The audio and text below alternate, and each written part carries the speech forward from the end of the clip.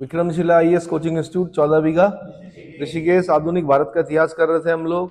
उसमें हमने स्वतंत्र भारत की उपलब्धियां पढ़नी है 1947 से लेकर 1974, achievements of the independent India. उसके अंतर्गत आज मैं बता रहा हूं भारतीय राज्यों का पुनर्गठन यानी रीऑर्गेनाइजेशन ऑफ इंडियन स्टेट्स।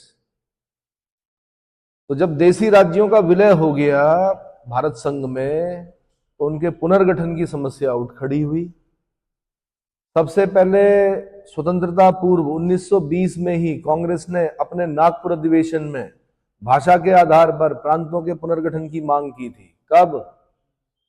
भाषा के आधार पर प्रांतों के पुनर्गठन की प्रथम मांग कब की गई? 1920 में कांग्रेस के नागपुर अधिवेशन में। कांग्रेस के नागपुर अधिवेशन में 1928 में नेहरू रिपोर्ट, मोतीलाल नेहरू रिपोर्ट में भी भाषा को आधार बनाकर प्रांतों के गठन की संस्तुति की गई थी।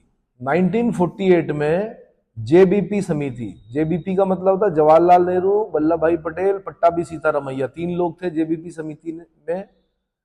तो जो 1948 में जेबीपी समिति गठित हुई उसमें भाषा के आधार पर राज्य पुनर्गठन न करने की सलाह दी गई। जिसकी वजह से क्या हो गया, देशव्यापी आंदोलन खड़ा हो गया। लोग भाषाई आधार पर ही प्रांतों के गठन करना चाह रहे थे, आकांक्षी थे।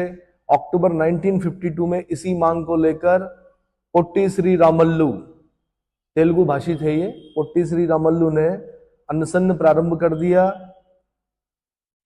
और क्या हो गया, तेलुगु भाषाभाषी प्रांत के आंदोलन के चलते स्वतंत्रता सेनानी पोट्टी श्री रामल्लू की मृत्यु हो गई भूख हड़ताल के दौरान। आमरण अनशन कर रहे थे ये। 1953 में आंध्र प्रदेश भाषा के आधार पर गठित होने वाला पहला राज्य बना। वही आफत आ गई थी, देश टूटने वाला था फिर दोबारा भाषाई आधार पर।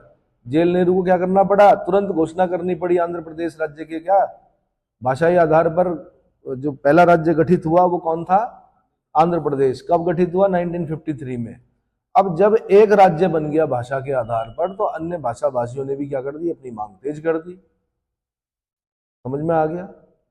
तेज कर दी तो फिर क्या हुआ, फजल अली की अध्यक्षता में एक आयोग गठित किया गया। फजल अली के साथ हृदयनाथ कुंजरू थे, के.एम. पणिक्कर थे। 1955 में इन्होंने अपना प्रतिवेदन दिया सरकार को। इस आधार पर भारत सरकार ने 1956 में राज्य पुनर्गठन अधिनियम, स्टेट रीऑर्गेनाइजेशन एक्ट 1956 पारित किया। ये याद करना आपने। फजल अली आयोग, जिसमें कि हृदयनाथ कुंजरू और के.एम. पणिक्कर भी थे, उनकी रिकमेंडेशन पर ही 1956 में राज्य पुनर्गठन अधिनियम पारित हुआ, स्टेट रीऑर्गेनाइजेशन एक्ट पारित हुआ। इसे कार्यान्वित करने के लिए संविधान में 7वां संशोधन भी हुआ। भारत संघ में अब क्या इकाइयों की संख्या 28 से घटकर 20 कर दी गई। संविधान में की गई राज्य की मूल 4 श्रेणियों क, ख, ग, घ, ए, बी, सी, डी श्रेणी के जो 4 प्रकार के राज्य थे उनको समाप्त कर दिया गया। सिर्फ 2 ही इकाइयां रखी गई, एक स्वायत्त राज्य और दूसरे केंद्र शासित प्रदेश। अब हमारे देश में क्या होते हैं, या तो राज्य होते हैं या यूनियन टेरिटरीज होती हैं, केंद्र शासित प्रदेश होते हैं। स्वायत्त राज्यों की संख्या 14, जिसमें कि आंध्र प्रदेश, असम, बिहार, बंबई, जम्मू कश्मीर, केरल, मध्य प्रदेश, मद्रास, मैसूर, उड़ीसा, पंजाब, राजस्थान, उत्तर प्रदेश, पश्चिम बंगाल। और केंद्र शासित प्रदेशों की संख्या 6, हिमाचल प्रदेश, मणिपुर, त्रिपुरा, दिल्ली, अंडमान निकोबार द्वीप समूह, लक्षद्वीप। ठीक है। समस्त राज्यों और केंद्र शासित प्रदेशों को 5 क्षेत्रीय परिषदों यानी उत्तर, केंद्रीय, पूर्वी, दक्षिणी और पश्चिमी, ये सब हम पॉलिटी में पढ़ चुके हैं, इसलिए ज्यादा डिटेल नहीं बता रहा हूं मैं इसका। पॉलिटी का जो फर्स्ट चैप्टर है उसमें बता चुके हैं। 1956 के अधिनियम के द्वारा राज्यों के पुनर्गठन की समस्या पूरी तरह हल नहीं हो सकी। 1960 में मराठी आंदोलन चला, बंबई को विभाजित किया गया। महाराष्ट्र और गुजरात 2 अलग अलग राज्य बन गए बंबई प्रांत से। गुजराती भाषा जहां बोली जाती थी गुजरात बना, जहां मराठी बोलते थे वहां महाराष्ट्र बना। 1961 में गोवा, दमन एंड दीव, दादर नगर हवेली को केंद्र शासित प्रदेश बनाया गया। 1954 में पौंडीचेरी को संघीय सूची में सम्मिलित किया गया। नागालैंड राज्य की स्थापना वर्ष 1963 में हुई। है ना। क्रम बता देता हूं मैं। आंध्र प्रदेश 1 अक्टूबर 1953, ये डेट याद करनी पड़ेगी आपको। भाषाई आधार पर गठित होने वाला पहला राज्य आंध्र प्रदेश 1 अक्टूबर 1953। उसके बाद महाराष्ट्र 1 मई 1960, गुजरात 1 मई 1960, नागालैंड 1 दिसंबर 1963, हरियाणा 1 नवंबर 1966, हिमाचल प्रदेश 25 जनवरी 1971। पहले केंद्र शासित प्रदेश बना, बाद में राज्य बनाए। 71 में बना राज्य। मेघालय 21 जनवरी 1972, मणिपुर 21 जनवरी 1972, त्रिपुरा 21 जनवरी 1972। तो मेघालय, मणिपुर, त्रिपुरा ये तीनों एक साथ बने। सिक्किम 16 मई 1975, 36वां संविधान संशोधन। मिजोरम 20 फरवरी 1987, अरुणाचल प्रदेश 20 फरवरी 1987। मिजोरम अरुणाचल प्रदेश की डेट एक ही है। गोवा 25वां राज्य बना 30 मई 1987, 56वां संविधान संशोधन, गोवा राज्य बन गया। 36 से सिक्किम, 56 से 36 हुआ 75 में, 56 हुआ 87 में। तो 36वां संविधान संशोधन सिक्किम, 56वां संविधान संशोधन गोवा। लेकिन दोनों का जो सन है वो अलग अलग है। सिक्किम का 1975 है और गोवा का 87 है। सिक्किम के लिए पहले सहराज्य का दर्जा दिया गया था, ये पता है। चोग्याल डिनेस्टी थी, राजा था वहां पर, उसको भारत संघ में सहराज्य का दर्जा दिया गया। बाद में उसको 36वें संविधान संशोधन से क्या किया गया, पूर्ण राज्य का दर्जा दिया। 35 में से सहराज्य, 36 में से पूर्ण राज्य। क्लियर हो गया। फिर अरुणाचल प्रदेश 20 फरवरी 1987, गोवा 30 मई 1987, छत्तीसगढ़ 1 नवंबर 2000, उत्तराखंड 27वां राज्य था 9 नवंबर 2000, झारखंड 28वां राज्य था 15 नवंबर 2000, तेलंगाना जो था 2 जून 2014। फिर जम्मू कश्मीर और ये तो यूनियन टेरिटरी बने आपके, कौन, जम्मू कश्मीर और लद्दाख। ठीक है, ठीक है जी। तो अब फिर अगला जो टॉपिक है वो है शरणार्थियों का पुनर्वास, यानी रिहैबिलिटेशन ऑफ रिफ्यूजीज। तो सृजन होने में वर्षों का समय व्यतीत हो जाता है, किंतु ध्वंस होने में पल भर का भी समय नहीं लगता।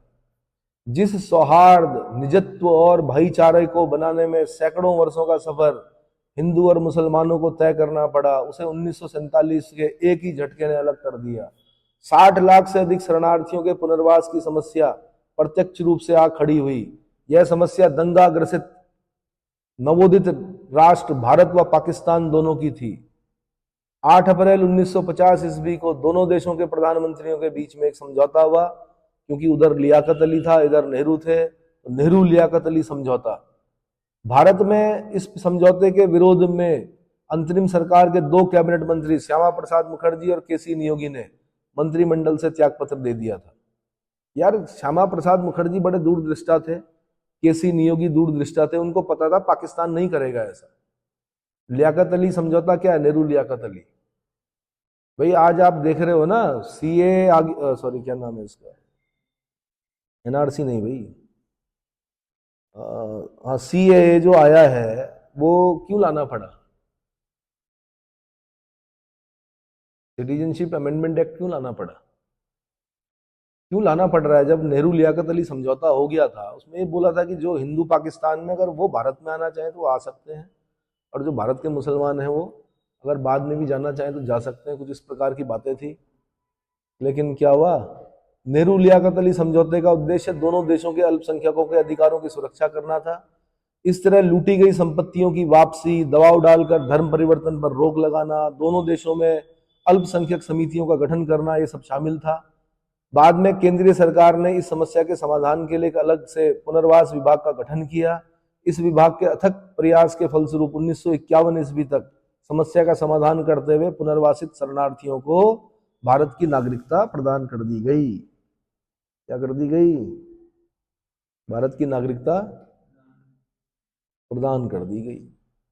फिर भारत पाक सीमा निर्धारण करना था, determination of boundary for Indo पाक। तो भारतीय उपमहाद्वीप के विभाजन और 2 नए राष्ट्रों का निर्माण 14 अगस्त 1947 को पाकिस्तान और 15 अगस्त 1947 को भारत में करने की घोषणा लॉर्ड माउंटबेटन ने की।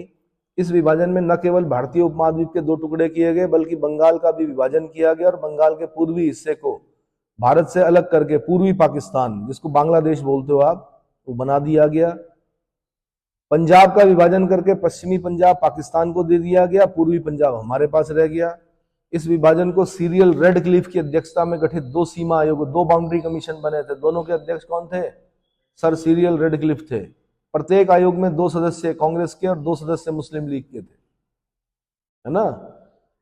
योजना के अनुरूप न्यायमूर्ति रेडक्लिफ 8 जुलाई 1947 को भारत पहुंचे। भारत पहुंचते ही उन्होंने सीमा की समस्या से 2-4 होना पड़ा। पहला उन्हें केवल 5 सप्ताह का समय दिया गया। द्वितीय उन्हें सीमा निर्धारण मानचित्रों पर करना था। प्रांतीय सरकारों द्वारा प्रस्तुत किए गए अधिकांश आंकड़े और मानचित्र अशुद्ध थे। तृतीय सीमा निर्धारण का आधार केवल गैर मुस्लिम गैर मुस्लिम जनसंख्या थी। इसके अलावा संचार साधन, नदियों, पहाड़ों, सामाजिक संस्कृति आदि का भी ध्यान देना था। न्यायमूर्ति रेडक्लिफ को भारतीय समाज एवं संस्कृति के बारे में ना कोई जानकारी थी, ना वो पहले से कभी भारत आए थे। ऐसे आदमी को तो बाउंड्री कमीशन क्या करने के लिए क्या भेजा। रेडक्लिफ ने आयोग के 8 सदस्यों के अलावा पंडित जवाहरलाल नेहरू, मोहम्मद अली जिन्ना, माउंटबेटन से विचार विमर्श के बाद 17 अगस्त 1947 को मानचित्र पर भारत पाक सीमा का निर्धारण कर दिया, जिसे रेडक्लिफ रेखा की संज्ञा दी गई। किंतु इस रेखा निर्धारण में बहुत सारी विसंगतियां थी। जब यह रेखा वास्तविक रूप से ग्राम तक खींची गई तो अनेक ऐसी समस्याएं उत्पन्न हुई जिसके बारे में कभी सोचा तक नहीं गया था। यह रेखा न केवल छोटे छोटे ग्रामों के बीच से गुजरती थी, अपितु घरों के बीच में से भी गुजर रही थी। वो एक बेगम जान करके थी, पिक्चर कौन सी बनी थी एक पिक्चर आई थी इस पर कि क्या पाकिस्तान भारत में था तो पाकिस्तान में चला गया। नाचने गाने वाली कुछ महिलाएं थी, उस पर एक पिक्चर बनी है। तो पर्सिवल स्पिरिट्स ने टिप्पणी की है कि समय का बंधन, पूर्ण स्थानीय ज्ञान का अभाव इत्यादि की सीमाओं को ध्यान में रखते हुए यह संभव ही नहीं था कि कोई व्यक्ति न्यायपूर्वक इस समस्या को सुलझा सकता था। घर चले गए यार, किचन चला गया पाकिस्तान में, 2 कमरे चले गए हिंदुस्तान में, यानी खाना बनाने के लिए कहा रोज पाकिस्तान जाना पड़ता। ऐसा हो सकता था क्या? नदी का एक मोड़ चला गया पाकिस्तान में और एक मोड़ आ गया कहा भारत में। ऐसे पहाड़ों का विभाजन किया गया। तो एक ऐसे आदमी को भेजा जो कभी भारत आया ही नहीं था, जिसे भारत के बारे में नहीं पता था, संस्कृति के बारे में नहीं पता था, सांस्कृतिक विविधता के बारे में नहीं पता था। ऐसे लोगों ने तो क्या किया, बल्कि ये बताया जाता है कि ब्रिटिश प्रधानमंत्रियों ने तो बहुत पहले, जो कंजर्वेटिव थे, उन्होंने बहुत पहले खींच लिया था कि भैया ऐसे बनेगा पाकिस्तान। रेडक्लिफ को तो खाली दिया गया मैप, ले भाई ये इसको क्या कर क्रियान्वित कर। समझ में आया? बड़ा बवाल हुआ इस पर। आपके बीच में से भी अगर कोई ये बोल दे कि भाई अब यहां तक क्या है चाइना है, इधर क्या है भारत है, तो कैसा लगेगा आपको? चल, उस समय तो पाकिस्तान नाम ही क्या था, पाकिस्तान तो डर था। एक इतना खून खराबा किया था उन लोगों ने, गांधी जी को धमकी देनी पड़ी थी, मैं आमरण अनशन कर रहा हूं अगर हिंदुओं का क्या नरसंहार आपने बंद नहीं किया तो। ठीक है। सैन्य साजो सामान और सैनिकों का विभाजन, division of military forces and equipments. Bharat और पाकिस्तान के मध्य सीमा निर्धारण की भांति अस्त्र शस्त्रों, गोला बारूद, सैनिकों के बंटवारे की समस्या भी अत्यंत जटिल थी। इसके लिए संयुक्त रक्षा परिषद यानी ज्वाइंट डिफेंस काउंसिल गठित की गई, जिसके सर्वोच्च कमांडर जनरल ऑकिन लैक नियुक्त किए गए। उनका कार्य था सेना के अनेक उपस्कर सामग्रियों तथा भंडारों का बंटवारा करना। संयुक्त रक्षा परिषद ने निर्णय दिया कि सेना की वे टुकड़ियां जिसमें मुस्लिम अधिक संख्या में पाकिस्तान को सौंप दिए जाएं और जो गैर मुस्लिम, नॉन मुस्लिम बहुसंख्यक हैं, वो टुकड़ियां भारत को दे दी जाएं। 7 अगस्त 1947 को ब्रिटिश अंग्रेजी सेना ने भारत से हटना आरंभ कर दिया और उनकी यह प्रक्रिया 28 फरवरी 1948 तक पूरी हो गई। बाद में दोनों देश अपनी अपनी सुरक्षा की जिम्मेदारी का निर्वहन स्वयं करने लगे। सोचो ना यार, एक देश की फौज में थे ब्रिटिशर्स के अंडर में, मुसलमान भी थे, हिंदू भी थे। ठीक है, फौजों का भी बंटवारा करना था। और ब्रिटिशर्स बड़े चालाक थे, जातीय आधार पर रेजिमेंट्स बनाई थी उन्होंने। Jat regiments, Rajputana regiments, Gurkha regiment, Garhwal regiment, Kumaon regiment. समझ रहे हो? मतलब रेजिमेंट्स जो बनाई थी। चलो जी, सैन्य साजो सामान तथा सैनिकों का विभाजन भी हो गया। फिर उसके बाद नागरिक प्रशासन और संसाधनों का विभाजन करना था, division of civil government and resources. इस समस्या के निवारण के लिए governor general Lord Louis Mountbatten की अध्यक्षता में 4 सदस्यीय बंटवारा परिषद यानी पार्टीशन काउंसिल्स का गठन किया गया, जिसमें सरदार वल्लभ भाई पटेल, डॉक्टर राजेंद्र प्रसाद भारत से थे और लियाकत अली और अब्दुल नस्तर पाकिस्तान से थे। बंटवारा परिषद के विवरण पर नजर रखने के लिए कार्यकारी स्तर पर 2 सदस्यीय संचालन समिति यानी स्टीयरिंग कमेटी नियुक्त की गई, जिसके सदस्य हीरू भाई मुल्लजी भाई पटेल भारतीय प्रशासक तथा मोहम्मद अली बोगारा भावी पाकिस्तानी प्रधानमंत्री ये थे। इस संचालन समिति ने कार्य करने की स्वेच्छा के आधार पर कर्मचारियों को का भारत और पाकिस्तान में विभाजन कर दिया गया, परंतु भारतीय सिविल सर्विस आईसीएस के अधिकारियों को 2 वर्गों में विभाजित किया गया। प्रथम यूरोपीय अधिकारी, जिन्हें यह छूट थी कि वे अपने पुराने वेतन, छुट्टी, पेंशन इत्यादि अधिकारों के साथ भारत या पाकिस्तान में अपने पदों पर बने रह सकते हैं अथवा चाहे तो सेवा से निवृत्त हो सकते हैं। दूसरे, स्वदेशी भारतीय सिविल सेवकों को तत्कालीन सेवा शर्तों पर किसी भी राज्य में कार्यरत रहने का अधिकार था। स्वतंत्रता के उपरांत ब्रिटिश भारत के समक्ष एक अन्य प्रमुख समस्या संसाधनों का विभाजन था। इसके निवारण के लिए विभाजन परिषद ने 6 सदस्यीय विशेषज्ञ समिति की नियुक्ति की, जिसके सदस्य कौन थे? गुलाम मोहम्मद, पाकिस्तान का तीसरा governor general, Zahid Hussain, the state bank of Pakistan का पहला गवर्नर, आई कुरैशी सॉरी, केजी अंबेगावकर, आरबीआई का छठा गवर्नर, संजीवा राय और एम बी रंगाचारी थे। विशेषज्ञ समिति ने अपनी रिपोर्ट 28 जुलाई 1947 को सौंप दी। रिपोर्ट के अनुसार अधिकांश विवाद हल कर लिए गए और आरबीआई ने प्रथम गवर्नर जनरल सीडी देशमुख की सहायता से अप्रैल 1948 तक निष्पक्ष रूप से पाकिस्तानी केंद्रीय बैंक के दायित्व का भी निर्वहन बखूबी से निभाया, किंतु नगद हस्तांतरण के प्रश्न पर एक बड़ा विवाद खड़ा हो गया कि विभाजन के समय भारत सरकार के पास कैश बैलेंस 400 करोड़ रुपए से कुछ कम था। कितना? 400 करोड़ रुपए से कुछ कम था और इसमें से पाकिस्तान का हिस्सा 75 करोड़ रुपए निर्धारित किया गया था, जिसमें से 20 करोड़ रुपया पाकिस्तान निर्माण के लिए 15 अगस्त 1947 ईस्वी को ही दे दिया गया।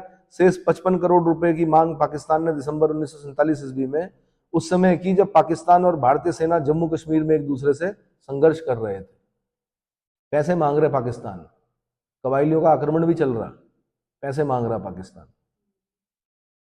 जिसके प्रत्युत्तर में प्रधानमंत्री सरदार वल्लभ भाई पटेल ने यह साफ कह दिया कि भारत सरकार इन मसलों पर समझौते को तब तक अंतिम नहीं मानेगी जब तक कि सारे महत्वपूर्ण मसलों पर समझौता नहीं हो जाता।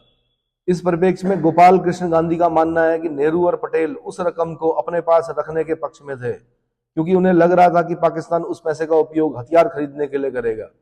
इस मुद्दे पर महात्मा गांधी ने पाकिस्तान का पक्ष लेते हुए अपने ब्रह्मास्त्र आमरण व्रत का प्रयोग किया और यह व्रत 18 जनवरी 1948 को तब भंग हुआ जब पाकिस्तान को 55 करोड़ रुपए सौंप दिए। गांधी जी ने 55 करोड़ रुपए भी दिलवाए, किसको? पाकिस्तान। नहीं तो मैं मर जाऊंगा कि आमरण अनशन करो। यह विवाद यहां भी समाप्त नहीं हुआ। पाकिस्तान सेंट्रल बैंक ने अपनी स्थापना यानी 1 अप्रैल 1948 से ही लगता है कि उसका 48 करोड़ रुपए पर भी हक बनता था। इस पर 48 करोड़ रुपए भी हक बनता था, जो उसे नहीं दिया गया। सबसे बड़े आश्चर्य यह है कि स्टेट बैंक ऑफ पाकिस्तान केंद्रीय बैंक जो है, पिछले 69 वर्षों से मुद्रास्फीति, विनिमय दर में बदलावों और सिक्योरिटीज की मूल्य वृद्धि के हिसाब से इस रकम को समायोजित करता रहा है और दावा करता है कि भारत के पास उसका 5.6 अरब रुपया बकाया है। कितना? हाँ, उसका मानना है ऐसा कि 48 करोड़ रुपए नहीं दिए कि हमारे वो कितने हो गए अब 5.6 अरब रुपया। कैसे बेवकूफ है यार। चलो, सिंधु जल समझौता हुआ, फिर इंडस वाटर डिस्प्यूट हुआ। 1947 ईस्वी में देश विभाजन के समय सिंधु और उसकी सहायक नदियों के उद्गम स्रोत भारत में रह गए और अधिकतर सिंचित क्षेत्र पाकिस्तान में चला गया। इस सिंचाई व्यवस्था का ढांचा रावी, व्यास और सतलज पर खड़ा किया गया था। सिंधु तंत्र की शेष नदियां इंडस, झेलम और चिनाब पर सिंचाई व्यवस्था का ढांचा अविकसित था। पाकिस्तान द्वारा कश्मीर हमले के प्रत्युत्तर में भारत ने 1 अप्रैल 1948 ईस्वी को पाकिस्तान को जाने वाली नहरों का पानी रोक दिया। क्या कर दिया? पानी रोक दिया। 4 मई 1948 ईस्वी को संयुक्त सम्मेलन बुलाया गया, जिसमें पाकिस्तान के लिए पानी धीरे धीरे कम करने पर सहमति बनी, लेकिन यह सहमति स्थायी न रह सकी। 19 सितंबर 1960 को याद करना आपने, विश्व बैंक के अध्यक्ष यूजीन आर ब्लैक और इनकी मध्यस्थता में कराची में सिंधु जल समझौता हुआ। इसका नाम याद करना पड़ेगा आपको, यूजीन आर ब्लैक। 19 सितंबर 1960 याद करना पड़ेगा, वर्ल्ड बैंक याद करना पड़ेगा। कराची में सिंधु जल समझौता हुआ जिस पर भारतीय प्रधानमंत्री जवाहरलाल नेहरू और पाकिस्तानी फील्ड मार्शल मोहम्मद अयूब खान ने हस्ताक्षर किए, जिसमें कुछ प्रावधान थे। इसमें बोला गया कि सिंधु तंत्र की नदियों को पूर्वी एवं पश्चिमी में विभाजित किया जाए। पूर्वी नदियां यानी सतलज, ब्यास और रावी पर भारत का अनन्य अधिकार होगा, जबकि पश्चिमी नदियां सिंधु, झेलम और चिनाब पर पाकिस्तान का अनन्य अधिकार होगा। लेकिन कुछ सीमा तक भारत इन नदियों के जल का उपयोग कर सकता है, 20%, यथा पन बिजली बनाने में और सीमित सिंचाई आदि करने में। इस समझौते के तहत एक स्थायी सिंधु आयोग की स्थापना की गई। यदि कोई देश किसी परियोजना पर कार्य आरंभ करता है तो परियोजना के दूसरे देश को आपत्ति है तो इसका फैसला सिंधु आयोग करेगा। कौन करेगा? इंडस कमीशन करेगा। इस प्रकार सिंधु जल तंत्र में भारत को कुल 20% पानी ही प्राप्त हुआ। उस पर पश्चिमी नदियों ने अपने हिस्से का भी हम आज तक प्रयोग नहीं कर सके हैं। सिंधु जल संधि के विश्लेषक ब्रह्मचिल्लानी लिखते हैं कि भारत ने 1960 में यह सोचकर संधि पर हस्ताक्षर किए थे कि उसे जल के बदले शांति मिलेगी, लेकिन संधि के अमल में आने के 5 वर्ष बाद ही पाकिस्तान ने भारत पर 1965 में हमला कर दिया। क्या कर दिया? इस मुद्दे पर भारत की भूमिका सराहनीय है, क्योंकि पाकिस्तान द्वारा किया गया 1965 ईस्वी का हमला, 1971 का आक्रमण और 1999 का कारगिल तथा समय समय पर आतंकी हमलों के बावजूद भारत ने कभी सिंधु जल समझौते का उल्लंघन नहीं किया। अगर हम उनके पानी को रोक देना, अकाल पड़ जाएगा पाकिस्तान में। कुछ नहीं करना, नदी जोड़ो परियोजना, इधर को मोड़ दो सारा पानी। क्या कर दो? नीचे की तरफ मोड़ दो, क्या दिक्कत है? त्राही माम हो जाएगा, वहां पर तबाही हो जाएगी जिसको बोलते हैं। या खूब सारा पानी रोकर छोड़ दो। क्या करो? एक साथ छोड़ते रहो, जमा करो और छोड़ो। जैसे ही वहां से एक गोला चले वहां से पानी छोड़ दो, फिर दूसरा गोला चले फिर पानी छोड़ दो, है ना? क्योंकि हम ऐसे देश नहीं है, हमारी नीतियां इस प्रकार की नहीं है।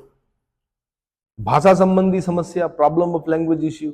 भारत जैसे बहुभाषी देश में भाषा का मुद्दा आजादी के पहले से ही संवेदनशील रहा है। भाषा की प्रतिष्ठा का प्रश्न अब धीरे धीरे अपनी भाषा को संविधान की 8वीं अनुसूची में शामिल करने पर टिक गया है।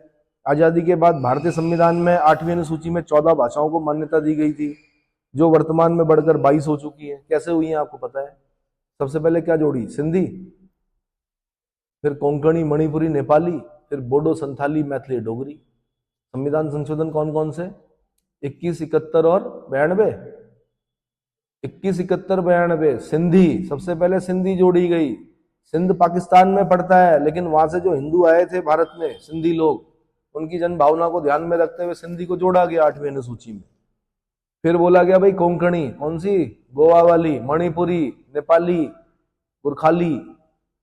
कोंकणी, मणिपुरी, नेपाली को जोड़ा गया फिर इसमें 8वीं अनुसूची में। फिर बोला गया बोडो, बोडोलैंड असम, बोडो, संथाली, संथाल परगना, मैथिली, मिथिला और डोगरी, कश्मीर में जो बोली जाती है उसको भी क्या करें?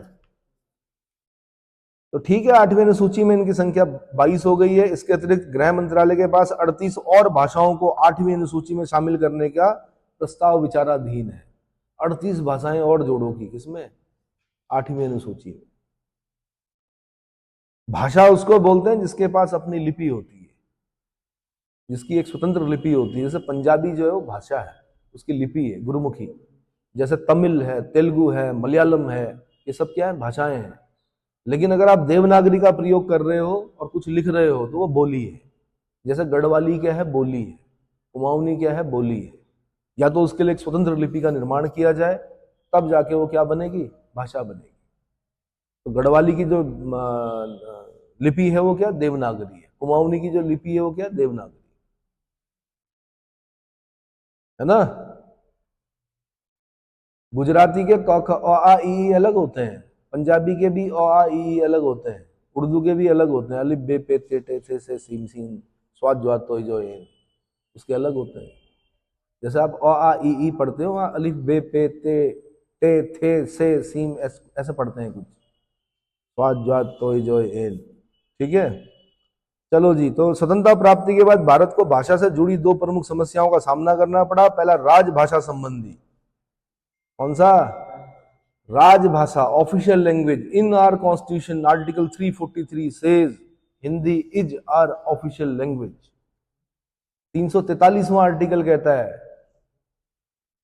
343 क्या कहता है? हिंदी हमारी राजभाषा है, राष्ट्रभाषा नहीं है। क्या नहीं है? क्या नहीं है भाई?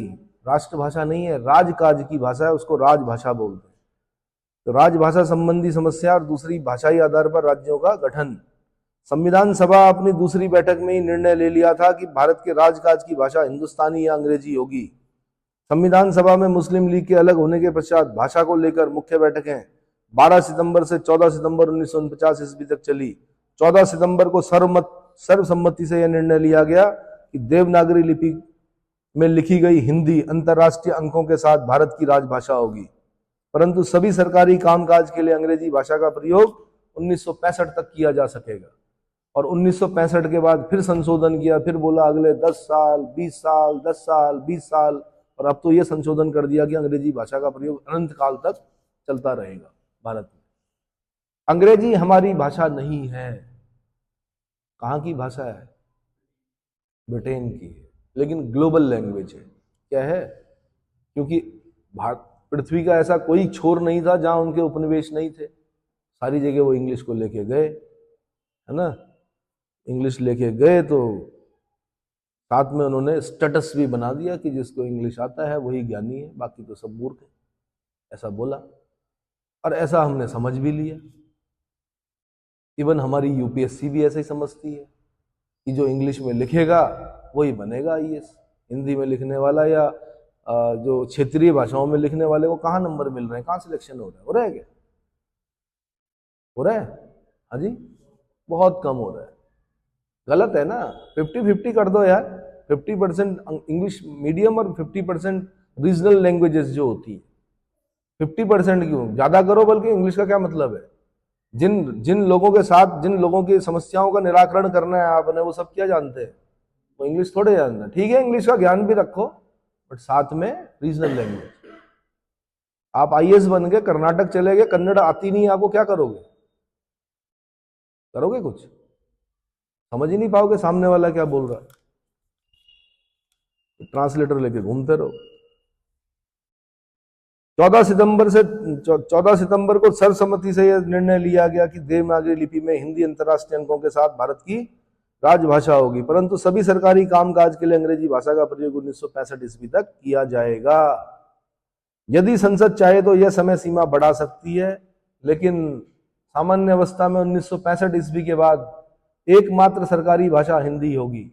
अतः इसके लिए तैयारी के लिए 7 जून 1955 ईस्वी में बाला साहब गंगाधर खेर, बाल गंगाधर खेर बोलते हैं इनको, बीजी खेर की अध्यक्षता में प्रथम भाषा आयोग का गठन किया गया। कब? 1955 में। राष्ट्रपति का कार्य है ये, क्या प्रत्येक बार क्या करेगा राष्ट्रपति?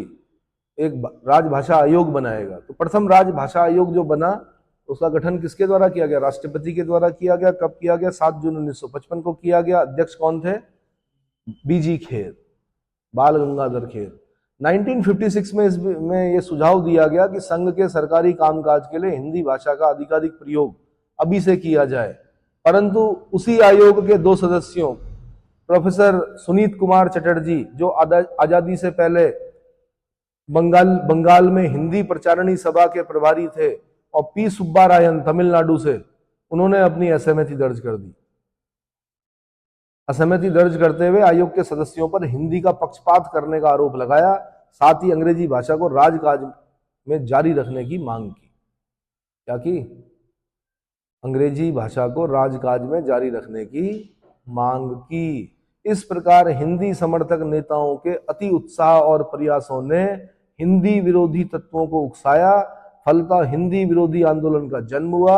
अहिंदी भाषी राज्यों ने हिंदी राजभाषा के विरोध में व्यापक जन आंदोलन खड़ा कर दिया और अंग्रेजी को राजभाषा घोषित करने की मांग की। तो यार जब अपने ही दांत अपनी जीभ को काट रहे हों तो किससे शिकायत करें? तो हमारे तो जीभ को हमारे दांतों ने काटा, अब क्या बोल रहे हैं हम दूसरे यूएनओ में जाके बोल रहे हैं कि जी हिंदी होनी चाहिए हमारी। हमारे ही लोगों ने बोला कि हिंदी नहीं होनी चाहिए, अंग्रेजी को करोगे। ये कौन थे? ये अंग्रेजी पढ़े लिखे लोग थे। कौन थे? तो इन्होंने एक व्यापक जन आंदोलन खड़ा कर दिया और हिंदी तथा कर दिया और अंग्रेजी को राजभाषा घोषित करने की मांग की। दक्षिण भारत में हिंदी प्रचारणी सभा के पूर्व अध्यक्ष सी राजगोपालाचारी ने कहा कि हिंदी अहिंदी लोगों के लिए ठीक उतनी ही विदेशी है जितने की हिंदी समर्थकों के लिए अंग्रेजी, जितने की हिंदी समर्थकों के लिए अंग्रेजी। यार अंग्रेजी तुम्हारे लिए आसान हो गई और हिंदी तुम्हारे लिए कठिन हो गई। और कौन बोल रहे हैं? सी राजगोपालाचारी बोल रहे हैं। दूसरी तरफ हिंदी समर्थकों में लोहिया की संयुक्त सोशलिस्ट पार्टी और जनसंघ पार्टी 1960 ईस्वी में के पहले ही हिंदी को संघ की भाषा बनाने के लिए आंदोलन कर रही थी। 1965 तक आते आते अहिंदी भाषी क्षेत्रों में आंदोलन तीव्र हो गया। जनवरी 1965 ईस्वी में डीएमके ने हिंदी विरोधी सम्मेलन का आयोजन किया और 26 जनवरी 1965 ईस्वी, जिस दिन से हिंदी को राजभाषा लागू किया जाना निश्चित किया गया था, काला दिवस के रूप में मनाया और नारा दिया, Hindi never English ever, Hindi कभी नहीं और अंग्रेजी हमेशा। देखो ना, ये तो वैसे ही हो गया कि हमने कहा भाई घर का खाओ, आपने कहा नहीं जी बाजार का ही खाना है, और वो भी क्या? चाइनीज। कैसा? ये तो वैसे ही नारा लग रहा है, Hindi never English ever, Hindi कभी नहीं और अंग्रेजी हमेशा। इस आंदोलन में अनेक तमिल युवकों ने आत्मदाह कर दिया। क्या कर दिया? आत्मदाह कर दिया। तमिल मंत्री सी सुब्रमण्यम और अलगेसन ने केंद्रीय मंत्रिमंडल से इस्तीफा दे दिया। दूसरी तरफ केंद्रीय नेतृत्व में व्यापक परिवर्तन हुआ। हिंदी को राजभाषा बनाने के कट्टर समर्थक प्रधानमंत्री जवाहरलाल नेहरू की 27 मई 1964 को मृत्यु हो गई। लाल बहादुर शास्त्री प्रधानमंत्री बने। इनके मंत्रिमंडल की ही सदस्या श्रीमती इंदिरा गांधी दक्षिण भारतीय हिंदी आंदोलन के समर्थन देने के लिए मद्रास पहुंच गई। देखो ना, इंदिरा गांधी पहुंच गई मद्रास, दक्षिण भारतीय हिंदी आंदोलन को समर्थन देने के लिए मद्रास पहुंची। जब स्वयं प्रधानमंत्री बनी तो 1967 ईस्वी में राजभाषा अधिनियम 1963 को संशोधित करके अंग्रेजी को अनिश्चित काल तक के लिए प्रयोग की अनुमति दे दी। तब कहां से जाना? फिर अंग्रेजी बाहर जा ही नहीं सकती। अंग्रेजी तो अब चिपक गई, जिसे बोलते हैं हमारे उसमें। भाषाई आधार पर राज्यों के पुनर्गठन की मांग स्वतंत्रता के पूर्व भी की जा रही थी। विद्वानों का मानना था कि समान भाषा बोलने वाले लाखों लोगों के समूह जाति और धर्म से ऊपर उठकर भाषाई पहचान के आधार पर एक सूत्र में बंधेगा। विभिन्न भाषाई समूह के राज्य एक सशक्त केंद्र के अधीन कार्य करेंगे, जिससे गणतांत्रिक राज्य की परिकल्पना साकार होगी। महात्मा गांधी और कांग्रेस पार्टी की भी इच्छा थी कि भाषाई आधार पर राज्यों का गठन किया जाए, जिसकी रूपरेखा 1917 ईस्वी में ही तय कर दी गई थी। 1920 की स्थिति पूरी तरह से तब स्पष्ट हो गई जब कांग्रेस ने भाषाई आधार की कमेटियां गठित कर दी। आजादी के बाद धर्म के आधार पर बढ़ चुके देश को गांधी और नेहरू भाषा के आधार पर बांटने के जोखिम नहीं उठाना चाहते थे। ठीक है, फिर जनजातीय समस्या उत्पन्न हो गई भाई। उसके बाद प्रॉब्लम ऑफ ट्राइबल्स, लोगों का एक ऐसा समूह जो रूढ़िवादी चरित्र के साथ और उत्पत्ति के समय से ही अपने आदम स्वरूप में जीता रहा है, उन्हें जनजाति की संज्ञा दी जाती है। इन्हें ठक्कर बापा द्वारा आदिवासी, सरभेंस और पर्वतीय जनजाति, गांधी जी द्वारा गिरिजन और भारतीय संविधान द्वारा अनुसूचित जनजाति नाम दिया गया है। ठक्कर बापा ने नाम दिया था सबसे पहले आदिवासी। क्या नाम दिया था? सरभेंस ने कहा था कि पर्वतीय जनजाति। गांधी जी द्वारा बोला गया था गिरिजन। गांधी जी ने क्या कहा? गिरिजन। गिरिजन मतलब, गिरी मतलब पर्वत। हम लोग क्या हैं? हम गिरिजन हैं। वैसे क्या हैं? ये अलग बात है कि थोड़ा पढ़ लिख कर क्या हो गए हम, सिटीजन हो गए हम, सिटीजन। भारतीय संविधान द्वारा अनुसूचित जनजाति नाम दिया गया। क्या नाम दिया गया? Scheduled tribe. वर्ष 2011 की जनगणना के अनुसार देश की कुल आबादी में अनुसूचित जनजातियों की जनसंख्या है वो 8.61% है, लगभग 104.28 मिलियन। कितनी? 10 करोड़ 42 लाख के आसपास आदिवासी हैं। ये 500 से अधिक जिलों में देश के कुल क्षेत्रफल के लगभग 15% भूभाग पर निवास करते हैं। आजादी के पूर्व ही अनुसूचित जनजातियों के भविष्य के बारे में पहली बार स्पष्ट विचार जो दिया था वो डॉक्टर वेरियर एल्विन ने मध्य प्रदेश की बैगा जनजाति के ऊपर लिखे गए अपने महत्वपूर्ण ग्रंथ में किया था। जरा देखिए, बैगा जनजाति टैटू बांधती है अपने पे, ज्यामितीय टैटू लगाती है मेरे ख्याल से। देखना, बैगा जनजाति के लोग वही हैं, टैटू बनाती हैं, खुदवाती हैं, गुदवाती हैं अपने शरीर को, ज्योमेट्री होती है उनके पूरे शरीर में। यही है वो बैगा जनजाति। तो वेरियर एल्विन का नाम याद रखना है। मध्य प्रदेश की बैगा जनजाति के ऊपर लिखे गए अपने महत्वपूर्ण ग्रंथ में इन्होंने इनके बारे में लिखा, जिसमें उन्होंने कहा कि पहली आवश्यकता इस बात की है कि एक राष्ट्रीय उद्यान का निर्माण किया जाए जिसमें न केवल बैगा ही बल्कि उनके पास पड़ोस के हजारों साधारण गोंड भी शरण ले सकें। इन्होंने 1941 ईस्वी में जनजातियों पर दूसरी पुस्तक लॉग ऑफ नर्व प्रकाशित की। कौन सी?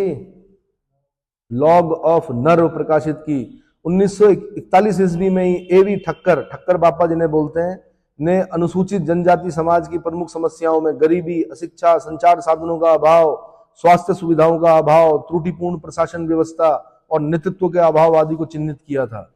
इसके समाधान के लिए उन्होंने व्यापक जनसंघर्ष भी किया, फिर भी समस्याएं उसी रूप में बनी रही। स्वतंत्रता के उपरांत समाज सेवकों ने देश के विभिन्न भागों में जनजातीय कल्याण हेतु 1948 ईस्वी में गैर सरकारी संस्थाओं के एक संघ की स्थापना की, जिसका नाम भारतीय आदिम जाति सेवा संघ रखा गया। इसके सभापति डॉक्टर राजेंद्र प्रसाद बने। बहुत इंपॉर्टेंट, भारतीय आदिम जाति सेवा संघ के सभापति कौन थे? डॉक्टर राजेंद्र प्रसाद थे। वर्तमान समय में लगभग 200 संघ इसमें सम्मिलित हैं। अनुसूचित जनजातियों को समाज की मुख्य धारा में जोड़ने के लिए भारतीय संविधान में अनेक प्रावधान किए गए हैं। जैसे 15(4) में क्या कहा गया है कि शैक्षणिक संस्थाओं में आरक्षण दिया गया है। 16(4), 16(4) क, 16(4) ख में सरकारी पदों और सेवाओं में अनुसूचित जनजाति के आरक्षण का प्रावधान किया गया है। आर्टिकल 46 में कहा गया है, राज्यों को निर्देश दिया गया है कि वह अनुसूचित जनजाति के शिक्षा एवं अर्थ संबंधी हितों की अभिवृद्धि करेंगे। आर्टिकल 243 घ में कहा गया है, पंचायतों की बात की गई है। और आर्टिकल 330 लोकसभा में, आर्टिकल 332 विधानसभा में अनुसूचित जनजातियों के लिए सीटों को आरक्षित किया गया है। 330 और 332, 330 से संसद में, 332 से विधानसभाओं में आरक्षण दिया गया सीटों में। 5वीं अनुसूची में अनुसूचित क्षेत्रों और अनुसूचित जनजातियों के प्रशासन और नियंत्रण के बारे में उपबंध किया गया है। 6वीं अनुसूची में असम, मेघालय, त्रिपुरा, मिजोरम। ये आईएएस का क्वेश्चन है कि 6ठी अनुसूची में कौन कौन से राज्य है? असम, मेघालय, त्रिपुरा, मिजोरम। राज्यों के जनजातीय क्षेत्रों के प्रशासन के बारे में उपबंध किया गया है। समझ रहे हो? और इसके अलावा समय समय पर संघ और राज्य सरकारों द्वारा जनजातियों के विकास के लिए अनेक योजनाएं लाई गई। जैसे 1955 में जनजातियों के विकास के लिए विशेष बहुउद्देशीय जनजातीय विकास खंड योजना लागू की गई। वेरियर एल्विन की सिफारिश पर तृतीय पंचवर्षीय योजना से इसे जनजातीय विकास खंड कर दिया गया। इसके पश्चात यूएन ढेबर आयोग का गठन किया गया, जिन्होंने जनजातियों के विकास के लिए वनों पर अधिकार देने की सिफारिश की। आदिवासी जनजाति जो होते हैं यार, वो वनों पर ही निर्भर रहते हैं, है ना। सरकार द्वारा एलपी विद्यार्थी के नेतृत्व में एक विशेष अध्ययन दल बनाया गया, जिसने जनजातियों के लिए एक अलग उपयोजना यानी सब प्लान की सिफारिश की। योजना आयोग द्वारा शिलुलाओ के नेतृत्व में एक अध्ययन दल बनाया गया और शिलुलाओ समिति की सिफारिश पर 5वीं पंचवर्षीय योजना 1975 में एक अलग जनजातीय उप योजना यानी ट्राइब सब प्लान शुरू की गई। इसे एकीकृत जनजातीय विकास योजना या integrated tribal development programme ITDP भी कहा जाता है। क्या कहा जाता है? ITDP कहा जाता है। इन प्रयासों के बावजूद भी उन्हें समाज की मुख्य धारा से पूर्ण रूपेण जोड़ा नहीं जा सका। इनका प्रमुख कारण जन जागरूकता का अभाव, शैक्षणिक संस्थाओं का अभाव, मातृभाषा में शिक्षा का अभाव, आधारभूत संरचनाओं की कमी, स्वास्थ्य सुविधाओं का अनुकूल न होना, नेतृत्व की कमी, संचार साधनों का अभाव, सरकार की दृढ़ इच्छा शक्ति की कमी। आज की स्थिति पहले से बेहतर हुई है। सरकारों एवं समाज सेवकों का प्रयत्न जारी है। संभव है कि आने वाले समय में हम पूरी तरह से अनुसूचित जनजातियों को समाज की मुख्य धारा से जोड़ सकेंगे।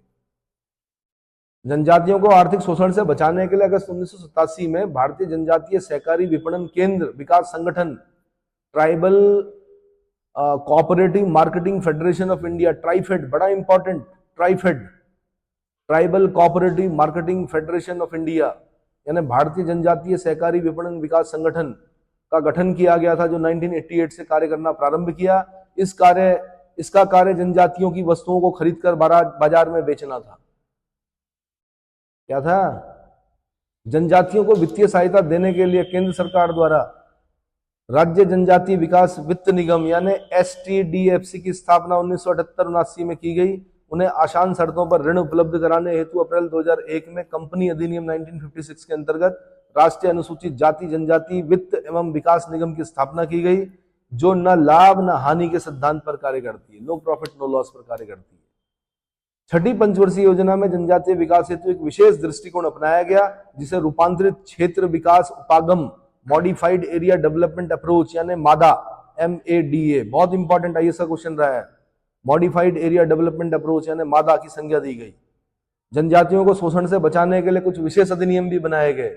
सिविल अधिकार संरक्षण अधिनियम 1955 1976 में संशोधित, सिविल अधिकार संरक्षण अधिनियम 1955 जो कि 1976 में, पहले ये अस्पृश्यता अपराध अधिनियम था, 1976 में इसका नाम बदलकर सिविल अधिकार संरक्षण अधिनियम किया गया, लेकिन सन आप 1955 ही बोलेंगे, 1976 संशोधन बोलेंगे आप। अगला जो कानून है वो अनुसूचित जाति जनजाति अत्याचार निवारण अधिनियम 1989। आप अनुसूचित जाति जनजाति पर क्या नहीं कर सकते? अत्याचार नहीं कर सकते, फंस जाओगे, नॉन बेलेबल वारंट। अगला न्यूनतम मजदूरी अधिनियम 1948, न्यूनतम मजदूरी अधिनियम 1948। अगला बंधित श्रम पद्धति उत्पादन अधिनियम 1976 और अगला बाल श्रम प्रतिषेध एवं विनियमन अधिनियम 1986। बाल श्रम नहीं करा सकते आप जनजातियों के बच्चों से, समझ में आया? फिर जो अगली जो टॉपिक है वो है हमारा राष्ट्रीय और क्षेत्रीय राजनीतिक दल। राष्ट्रीय और क्षेत्रीय राजनीतिक दल भाई, है ना? क्या हुआ इसमें? National and regional political parties. राजनीतिक दल एक ऐसी राजनीतिक संस्था होती है जो शासन में राजनीतिक शक्ति प्राप्त करने और उसे बनाए रखने का प्रयत्न करती है। इसके लिए वह चुनाव प्रक्रिया में भाग लेती है। भारत दुनिया का सबसे बड़ा लोकतंत्रात्मक गणराज्य है, जहां पर 1900 पंजीकृत राजनीतिक दल हैं। मोर देन 1900 राजनीतिक पार्टियां हैं, सोचो, जिनमें 8 दलों को राष्ट्रीय दल का दर्जा क्या है? प्राप्त है। तो उनके बारे में बता रहा हूं। सबसे पहले भारतीय राष्ट्रीय कांग्रेस, कौन? भारतीय राष्ट्रीय कांग्रेस की स्थापना 28 दिसंबर 1885 ईस्वी में बॉम्बे में गोकुलदास तेजपाल संस्कृत महाविद्यालय में हुई थी। एलन ऑक्टेवन ह्यूम ने की थी। ICS थे, ये सब पढ़ चुके हैं आप। भारतीय राष्ट्रीय कांग्रेस का इतिहास दो कालों से गुजरता है। पहला आजादी से पूर्व, जब वह पार्टी स्वतंत्रता अभियान की संयुक्त संगठन थी, जिसका विवेचन बता चुका हूं मैं पहले। दूसरा आजादी के बाद, जब वह भारतीय राजनीति में मुख्य स्थान पर विद्यमान रही। महात्मा गांधी की मान्यता थी कि स्वतंत्रता के बाद भारतीय राष्ट्रीय कांग्रेस को भंग कर देना चाहिए, क्योंकि वह अपने मूल उद्देश्यों यानी भारत की आजादी को प्राप्त कर चुकी है। परंतु कांग्रेस के प्रमुख नेताओं ने इसे मुख्य राजनीतिक दल के रूप में परिवर्तित कर दिया। देखो ना, देश को आजाद कराने में ठीक है कांग्रेस ने भाग लिया था, लेकिन बाद में उन्होंने राज भी किया। उत्तराखंड में क्या हुआ? जिन्होंने उत्तराखंड बनाया, जिस पार्टी ने, उत्तराखंड क्रांति दल, वो आज तक राज में नहीं आ पाई। आज भी क्या, नेशनल पार्टीज ही राज करती हैं उत्तराखंड पर। एक बार कांग्रेस, एक बार बीजेपी, एक बार कांग्रेस, एक बार बीजेपी। इस बार हुआ कि 2 बार बीजेपी, वरना तो प्रथा थी यहाँ पर क्या, कांग्रेस बीजेपी, कांग्रेस बीजेपी। समझ में आया? और ये क्या है? नेशनल पार्टीज है। दक्षिण भारत में अगर आप जाएंगे तो वहां रीजनल पार्टीज चलती हैं, क्षेत्रीय दल चलते हैं वहां पर। तृणमूल कांग्रेस, ये क्या है? पहले क्षेत्रीय दल था, बाद में जगह जगह इलेक्शन लड़े, उसने अपना नाम ऊंचा किया, है ना? आपका, हाँ जी, क्या नाम है नीचे, तेलुगु देशम पार्टी। तो ये वो लोग हैं तो भाई महात्मा गांधी ने कहा था कांग्रेस को भंग कर दो, क्योंकि अपने मूल उद्देश्यों को प्राप्त कर चुकी है।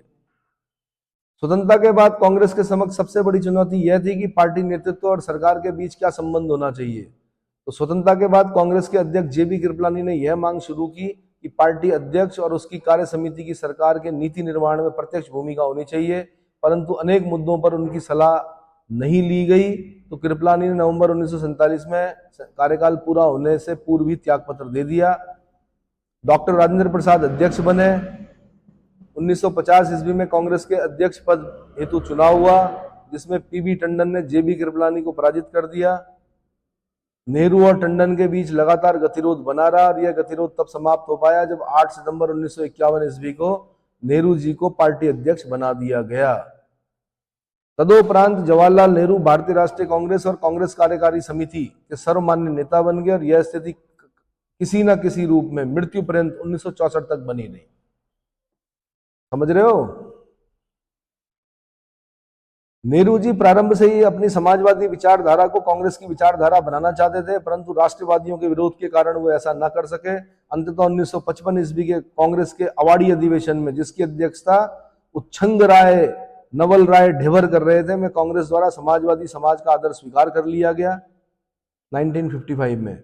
1929 ईस्वी के कांग्रेस के लाहौर अधिवेशन में जेएल नेहरू ने कहा था कि मैं एक समाजवादी हूं, मैं रिपब्लिकन हूं, और 1936 ईस्वी में लिखा था कि मैं इस बात से आश्वस्त हूं कि विश्व की और भारत की समस्याओं का अंतिम समाधान समाजवाद में निहित है।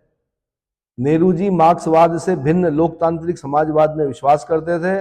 उन्होंने 1957 ईस्वी में सोशलिस्टों को कांग्रेस के साथ सहयोग करने का आह्वान किया। परिणाम स्वरूप अनेक समाजवादी नेता अपनी मांगों के साथ कांग्रेस में शामिल हो गए।